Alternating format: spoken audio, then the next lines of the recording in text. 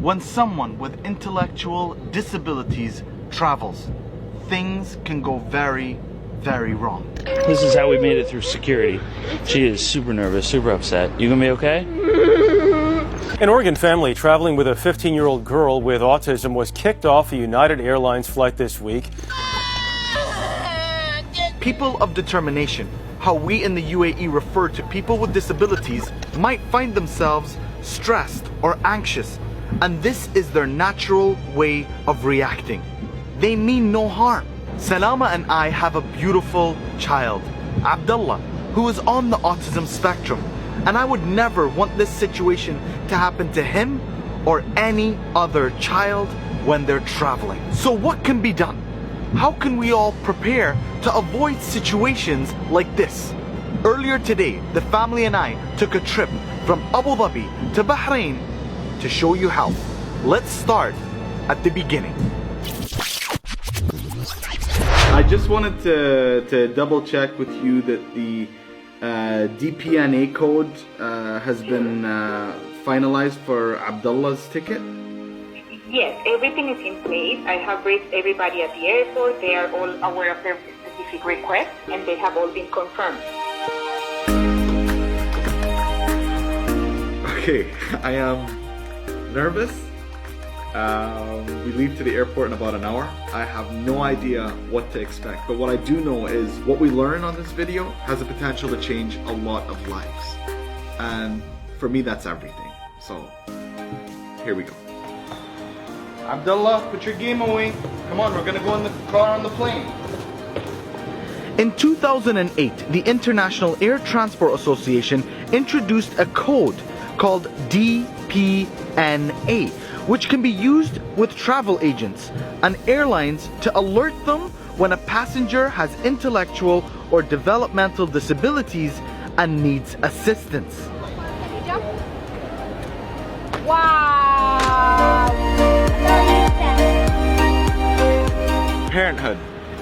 So when you're booking your next flight with an airline or a travel agent and you use this code, it allows you to list requirements that you will have when you travel. Since getting to the airport, everything has been super smooth. When we got to guest information services, they knew exactly about the code, where to go. Hey, how are you? We checked in using the DPNA code. So is there somewhere we're supposed to go? DPNA, right? Yes. All right, awesome. Thank you so much. Thank you guys. That's guest services. As soon as we told them that we've used the DPNA code, they told us to check in from counters 76 through 80. So when you look up, the first thing you see from counters 80 to 76 are the family check-in. They're already dedicated for family, and that's where we've been assigned to when you use the DPNA code, whether you're a full family or not. We have Abdullah booked under the DPNA with the DPNA code. You have the requirements and everything? That's okay? All okay? Oh, amazing. Yeah. Sir, do you want to be boarded first to the aircraft? Yeah, I mean, if that's possible, then yeah. It's possible. You all settle down. As a family, we're going to be together, right? Yeah. No problem for that. Okay. All the seats are located together. You're all going to board together. Perfect.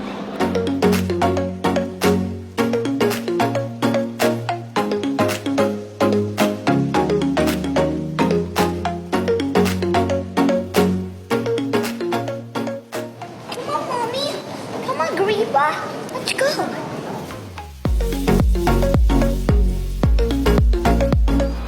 Okay, as per the DPNA code, you're supposed to get quick access onto the flight. So they'll bring you to the front of the queue if that's necessary.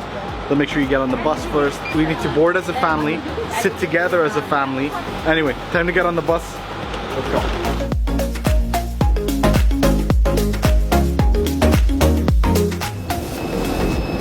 They love flying so much. Like, they're so excited. Mama, where's that noise coming from? The engine!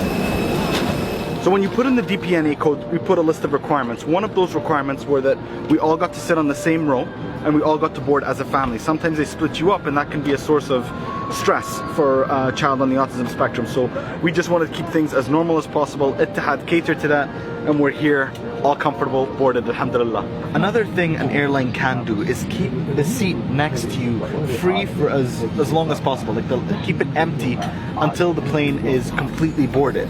That gives you a better chance to have that little extra space to ensure that the passenger is comfortable and that you have that space to take care of them if they're stressed out, if they feel anxious, you know, and it's really important. You just need that little bit of space. Sometimes that's all that's needed.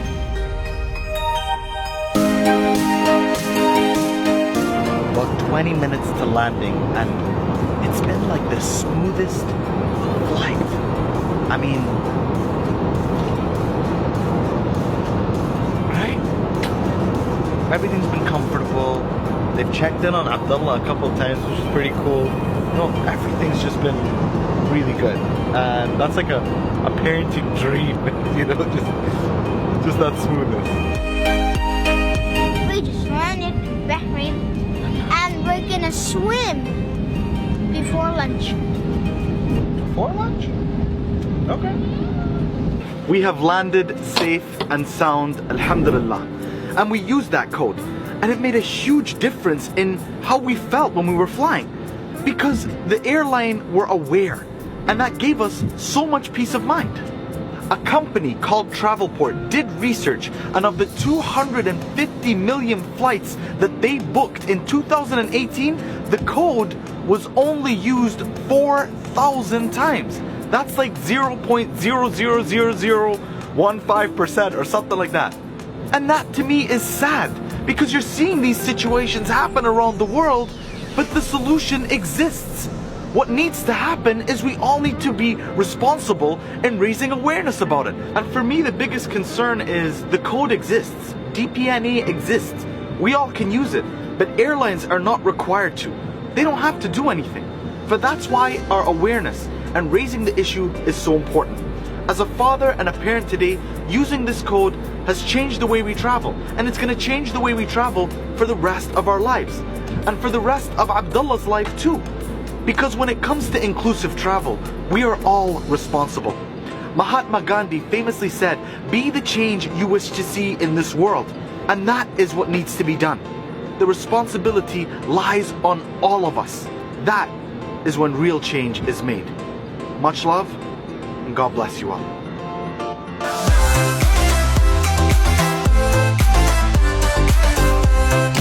Bye-bye.